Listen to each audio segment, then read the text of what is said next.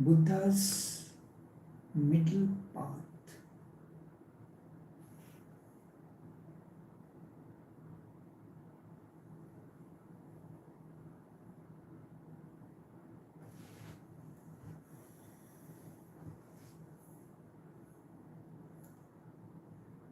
Why did he insist on calling his path as the middle path? There is a reason. Because his whole process was of mindfulness.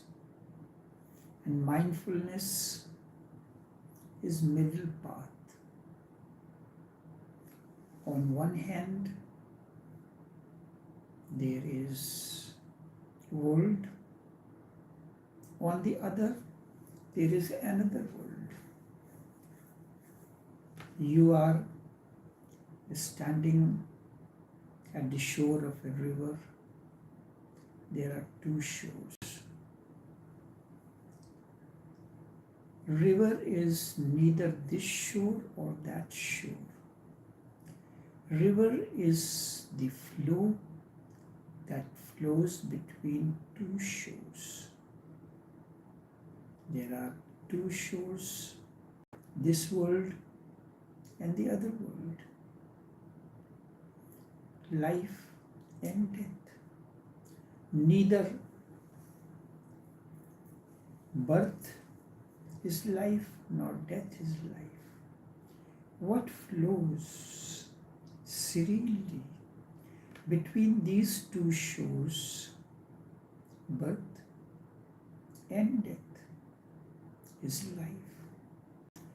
What flows on a day-to-day basis as you interact in the outer world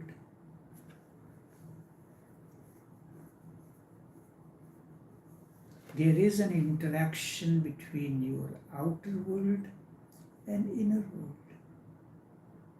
Both are two sides of the same coin. Your outer world, the way you look at the world outside, is affected by your inner world. Your deep understanding and how your inner world moves is affected by the outer world. They are never separate. If you have to understand and know a person, you have to know that he is a bridge between inner and outer. He is really one who is free to move from one end of the bridge to the other. And he bridges the two worlds, inner and outer. And sometimes because of this, certain problems comes in.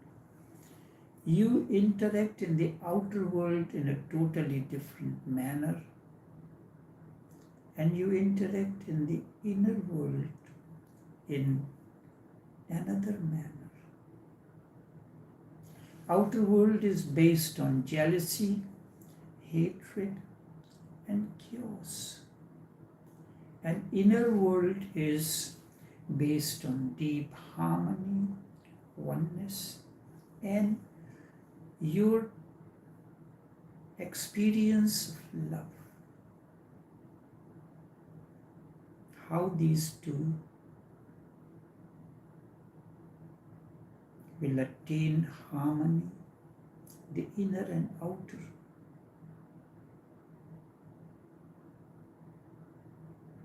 Outer world, the world of business, is based on competition, jealousy, hatred, etc.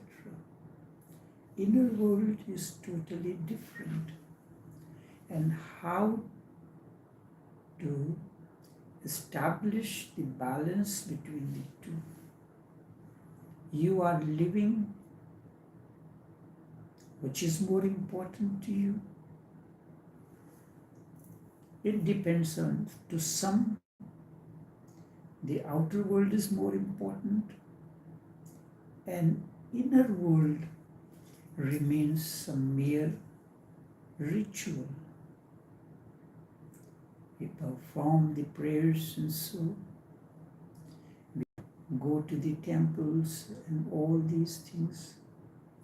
But the effect of what happens or can happen in a temple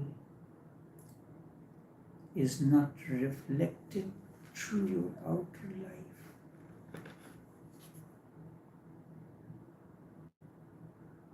And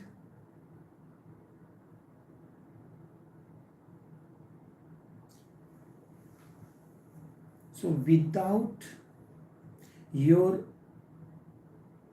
Vivekananda has said, the reality lies within. Outside is the mere reflection of that. So an awakened one or a spiritual one lives the outer life as guided by inner principles of harmony, oneness, bliss, fulfillment.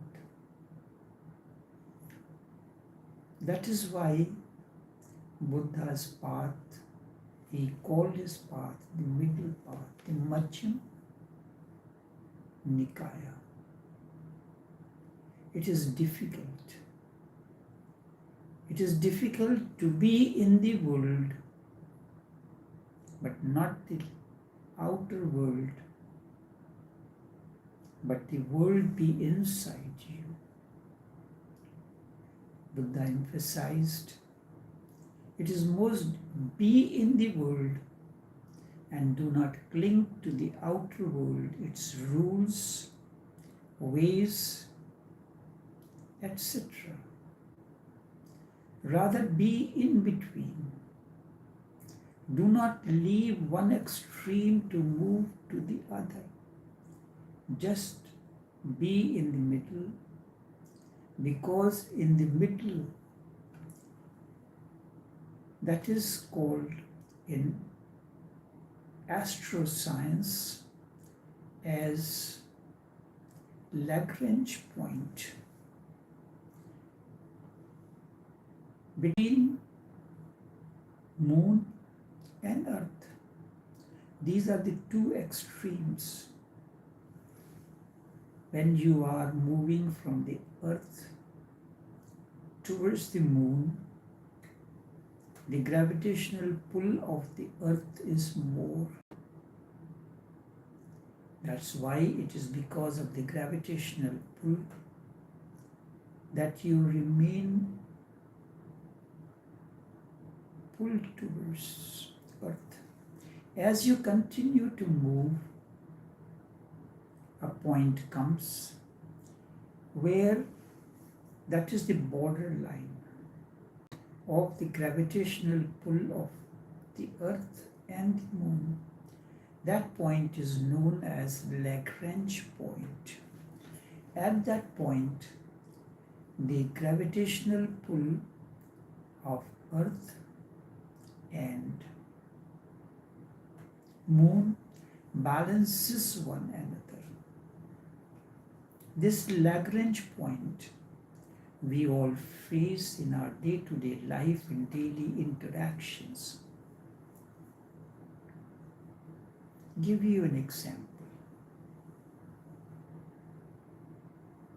You have gone to a restaurant.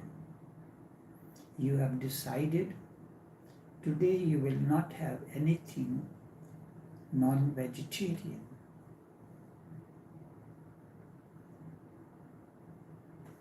So you are ordering the veggie dishes. But someone else who is accompanying you has no such decision. He orders the non-vegetarian dish, the look, the smell, the remembrance of the taste pulls you towards that dish.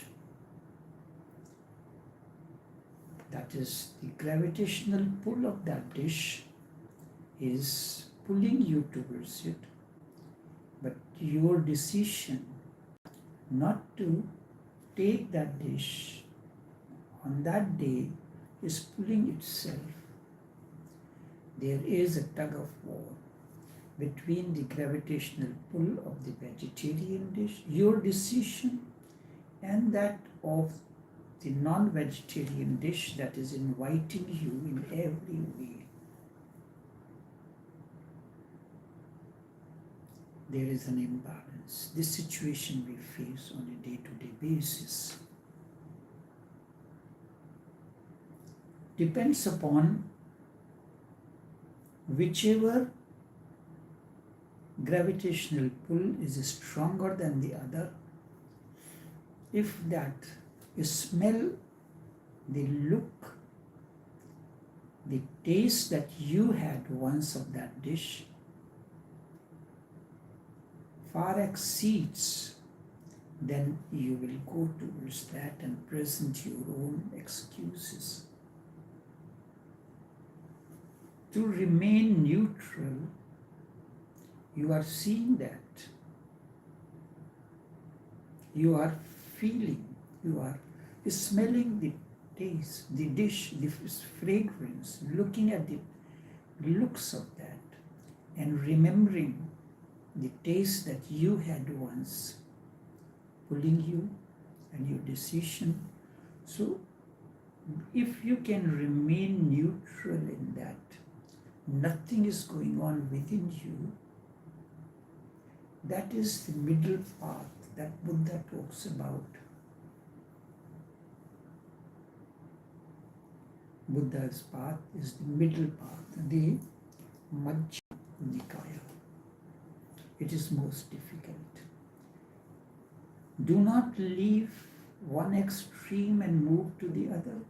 Just be in the middle, because in the middle, both are not.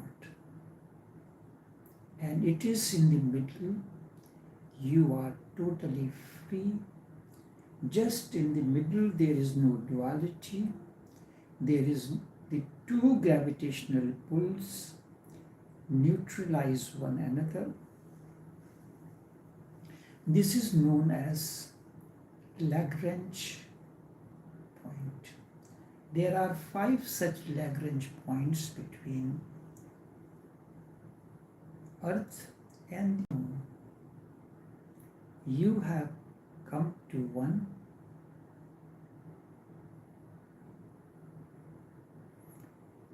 and the duality becomes just an extension of you, just 2 wings.